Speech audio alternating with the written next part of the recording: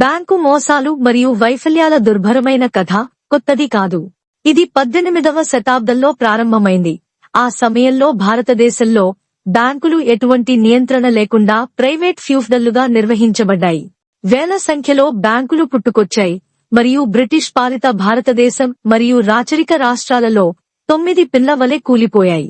1865లో స్థాపించబడిన అలహాబాద్ బ్యాంక్ మరియు 1894లో స్థాపించబడిన పంజాబ్ నేషనల్ బ్యాంక్ వంటి భారతీయ హోల్డింగ్లు కలిగిన బ్యాంకులు కాల పరీక్ష నుండి బయటపడినప్పటికీ బ్యాంకింగ్ పరిశ్రమలో అవినీతి మరియు అసమర్థతను తగ్గించడంలో మనం విజయవంతం కాలేదు.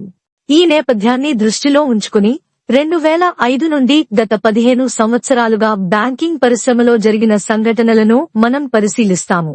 ఈ విభాగంలో మనం మాట్లాడే కొన్ని అక్రమాలు మరియు నేరాలు పుస్తకాలు ప్రజలకు తెలిసినవి, మరికొన్ని కాదు. తరువాతి విషయంలో ఈ పుస్తకం మోసాలు నిజంగానే జరిగాయని చూపించడానికి తిరుగులేని డేటాను అందిస్తుంది. అయినప్పటికీ అనేక కారణాల వల్ల నేరస్తులపై చర్యలు తీసుకోకపోవచ్చు.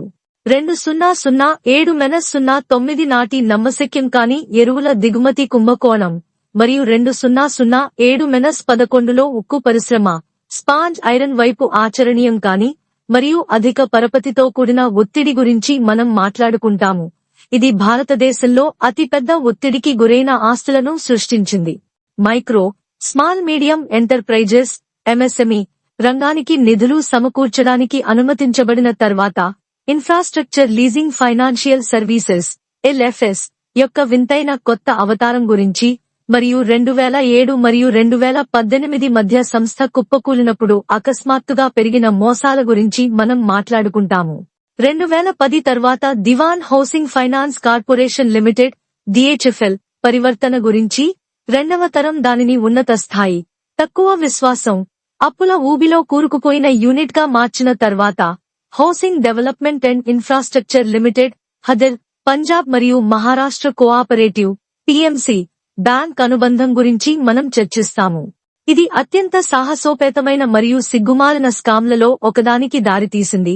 నిద్రపోతున్న reserve bank of India RBI, రాజీపడిన ఆడిటర్లు మరియు బాధ్యతారహిత రేటింగ్ ఏజెన్సీలు సోమరితనంతో టిక్ బాక్స్ పర్యవేక్షణను ఆశ్రయించాయి. లెటర్ ఆఫ్ అండర్టేకింగ్ లో మోసాలను విన్సమ్ డైమండ్ కు చెందిన జతిన్ మెహతా, 5 స్టార్ డైమండ్ కు చెందిన నీరవ్ మోడీ మరియు గీతాంజలి జెమ్స్ కు చెందిన మెహుల్ చోక్సీ వంటి వజ్రాల వ్యాపారులు మరియు స్టెర్లింగ్ బయోటెక్ కు చెందిన నితిన్ సందేశర వంటి వారు చేసిన ఇతర విదేశీ మారక ద్రవ్య మోసాల ఆసక్తికరమైన విధానాన్ని ఈ వీడియో మీకు అందిస్తుంది. నెమ్మదిగా కదిలే అమలు సంస్థలు వారిని పట్టుకునే ముందు దోపిడీతో విదేశాలకు పారిపోతున్నారు. కింగ్ఫిషర్ ఎయిర్లైన్స్ మోసం మరియు ఐసిఐసిఐ బ్యాంక్ మోసం గురించి కూడా మనం మాట్లాడుకుంటాము. వాటిలో రెండవది దాని సీఈఓ చందా కొచ్చర్ ఎస్ఆర్ స్టీల్ మరియు వీడియోకాన్ గ్రూప్ తో మారిషస్ కు చెందిన వారి హోల్డింగ్ కంపెనీల ద్వారా చేసుకున్న ప్రేమ ఒప్పందాలు. సెప్టెంబర్ 2015 తర్వాత దివాలా కోర్టుల యొక్క విస్తృతమైన మౌలిక సదుపాయాలు 2 ఏళ్లలోపు ఏర్పాటు చేయబడిన తర్వాత విప్లవాత్మక సంస్కరణల గురించి మనం మాట్లాడుకుంటాము. ఆ తర్వాత ఆస్తులు ఒత్తిడికి గురయ్యాయి, 3 ట్రిలియన్లకు పైగా గుర్తించబడ్డాయి మరియు national company law tribunal NCLT కోర్టులకు పంపబడ్డాయి. వీటిలో 3వ వంతు కొత్తగా చట్టబద్ధమైన దివాలా మరియు దివాలా కోడ్ ఐబీసీ 2016 నిర్దేశించిన కాల పరిమితిలో పరిష్కరించబడ్డాయి. సెప్టెంబర్ 2018 తర్వాత గందరగోళ కాలాన్ని కూడా మేము సందర్శిస్తాము. ఆ సమయంలో బ్యాంకింగేతర ఆర్థిక సంస్థలు మోసాలతో కుప్పకూలిపోయాయి. 1 సంవత్సరం కంటే తక్కువ సమయంలోనే ఒత్తిడికి గురైన ఆస్తులకు మరో 2 ట్రిలియన్లు జోడించబడ్డాయి. ఎన్బీఎఫ్సీ సంస్కరణలు ఇప్పుడే ప్రారంభం కానున్నాయి మరియు దారిలో మరిన్ని డిఫాల్ట్లు ఉండవచ్చు.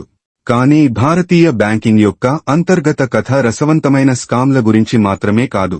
ఇది ప్రస్తుతం పురోగతిలో ఉన్న కష్టపడి పోరాడిన సంస్కరణల సమయం తీసుకునే యుద్ధం గురించి కూడా. ఇది ఆర్సెలర్ మిట్టల్ ద్వారా ఎస్ఆర్ స్టీల్ కొనుగోలు వంటి అయిష్టంగా ఉన్న డిఫాల్టర్ మరియు దృఢనిశ్చయం కలిగిన కొనుగోలుదారు మధ్య సుదీర్ఘమైన కోర్టు పోరాటాల గురించి. ఇది శ్రద్ధగా కొనసాగితే విజయవంతం కావడానికి మరికొన్ని సంవత్సరాలు పట్టే పురోగతిలో ఉన్న పని గురించి.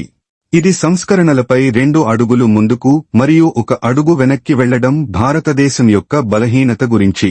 ఇది కొత్త సవాళ్ల గురించి, పాత ఒత్తిడిలో ఉన్న ఆస్తులు పరిష్కరించబడక ముందే కొత్త మోసాలు తలెత్తుతాయి.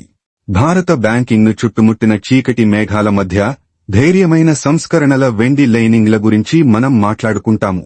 విస్తృతమైన ఆర్థిక ఇబ్బందులకు కారణమైన దివాలా చట్టాల దెబ్బ భారతదేశానికి మాత్రమే కాదు, 1980లలో అమెరికా వంటి అభివృద్ధి చెందిన దేశాలు కూడా పరిష్కారాలను కనుగొనడానికి ఒక దశాబ్దం పట్టింది.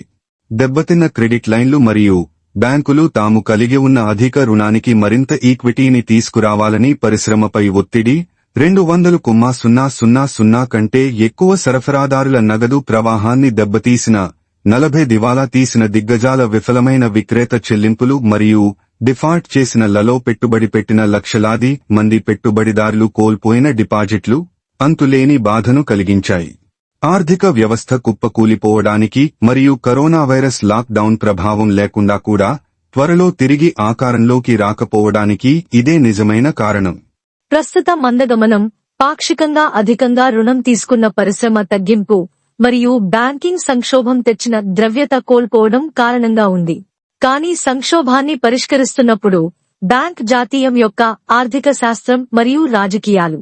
భారతదేశంలో బ్యాంకింగ్ రంగం స్వాతంత్ర్యానికి ముందు చాలా అస్తవ్యస్తంగా ఉంది. భారతదేశంలో చాలా బ్యాంకులు మరియు తరచూ బ్యాంకు వైఫల్యాలు ఉన్నాయి. బ్యాంక్ ఆఫ్ ఇంగ్లాండ్ 1694లో ఏర్పాటు చేయబడింది మరియు బ్రిటిష్ వారు 1708లో తమ బ్యాంకింగ్ చట్టాలను అభివృద్ధి చేయడం ప్రారంభించారు. అయినప్పటికీ వారు భారతదేశ బ్యాంకింగ్ పరిశ్రమను అభివృద్ధి చేయలేదు. వారు బ్యాంకింగ్ వ్యాపారాన్ని కలకత్తా మరియు బొంబాయిలోని ఏజెన్సీ హౌస్లకు కంపెనీలు విడిచిపెట్టారు. ఏజెన్సీ ఇళ్లు బొంబాయిలో తమ సొంత బ్యాంకులను ఏర్పాటు చేయగా, కలకత్తా మరియు మద్రాస్ కొంతమంది యూరోపియన్లు మరియు భారతీయ జాతీయవాద ఉద్యమ నాయకులు జనాభాకు పెద్దగా ప్రయోజనం చేకూర్చడానికి బ్యాంకులు పెద్ద వాణిజ్య కేంద్రాల నుండి మరియు హింటర్ల్యాండ్లోకి వెళ్లవలసిన అవసరం ఉందని గ్రహించారు. 1865లో అలహాబాద్ బ్యాంకును యూరోపియన్ల బృందం ఏర్పాటు చేసింది. ఇది మొదటి ఉమ్మడి స్టాక్ బ్యాంక్, ఇక్కడ స్టాక్స్ యొక్క భారతీయ యాజమాన్యం అనుమతించబడింది. ఇంతలో ప్రెసిడెన్సీ బ్యాంక్ ఆఫ్ బొంబాయి 1867లో విఫలమైంది మరియు ఇతర ఏజెన్సీ హౌస్ బ్యాంకులు చాలా వరకు స్వల్పకాలిక ప్రయోగాలు అని తేలింది. ఇవి సమయం పరీక్ష నుండి బయటపడలేవు. ప్రారంభ వైఫల్యం తరువాత 1876లో బ్రిటిష్ పార్లమెంటులో అమలు చేయబడిన చట్టం ప్రకారం ప్రెసిడెన్సీ బ్యాంకులు పునరుద్ధరించబడ్డాయి మరియు వీటిని బ్యాంక్ ఆఫ్ ఇంగ్లాండ్ నియంత్రించింది. భారతదేశంలో బ్యాంక్ ఆఫ్ బెంగాల్ మరో 2 ప్రెసిడెన్సీ బ్యాంకులు బ్యాంక్ ఆఫ్ బొంబాయి మరియు bank of Madras imperial bank 50 సంవత్సరాల తరువాత 19వ శతాబ్దం చివరి నాటికి అలహాబాద్ బ్యాంక్ కాన్పూర్, లక్నో, హాన్సీ, బరేలీ, కలకత్తా మరియు ఢిల్లీలలో శాఖలు తెరిచింది. అలహాబాద్ బ్యాంక్ యొక్క ఈ విజయం ప్రేరేపించింది